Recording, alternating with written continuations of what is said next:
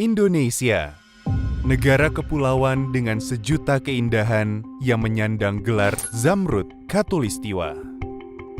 Di balik keindahannya, ia pun menyimpan teka-teki yang mendebarkan sepanjang masa.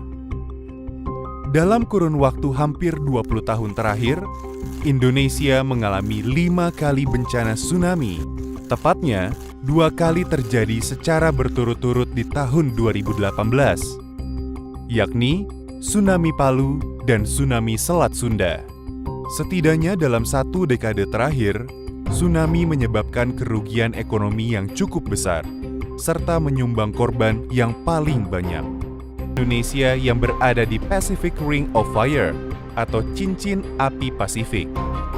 Ring of Fire adalah daerah pertemuan lempeng bumi yang saling mendekat, yang mana pertemuan lempeng ini menyebabkan terbentuknya deretan gunung api dan gempa bumi, serta longsoran bawah laut yang lahir dari gempa atau aktivitas vulkanik yang berasal dari longsoran material dan piroklastik yang meluncur ke laut. Piroklastik adalah material dari dalam hasil letusan yang mengalir menuruni gunung api dengan cepat. Konon katanya, aliran piroklastik ini dapat menuruni lereng dengan kecepatan melebihi 100 km per jam dan suhu yang bisa mencapai 700 derajat Celcius. Di samping itu, lateral blast juga bisa menjadi penyebabnya, yakni tekanan tenaga meletusnya gunung ke air laut. Bumi yang sering terjadi di Indonesia pada dasarnya diakibatkan oleh lempeng kerak bumi yang terus bergerak secara perlahan, yang disebut dengan lempeng tektonik. Mengapa lempeng bumi terus bergerak?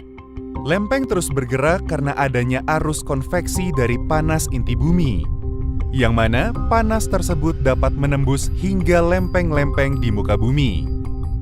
Ada 3 jenis pergerakan lempeng, yakni saling menjauh, saling mendekat, dan berpapasan.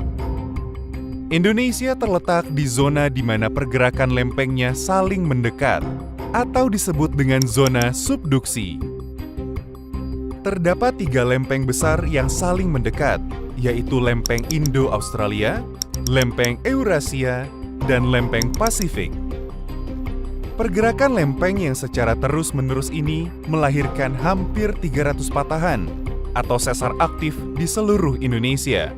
Dari sinilah, jika terjadi gempa tektonik di bawah laut dengan magnitud yang kuat, maka peluang tsunami terbentuk akan semakin besar. Ketika sesar ini mengalami gempa, ia bisa memicu pergerakan gelombang air laut, sehingga menyebabkan perpindahan volume air secara besar-besaran menuju daratan yang dekat dengan pusat gempa. Penyebab tsunami selanjutnya adalah adanya longsor bawah laut. Longsor bawah laut ini bisa terjadi karena adanya gempa di dalam laut maupun adanya sesar daratan aktif yang kemudian memicu terjadinya longsor dan menimbulkan tsunami.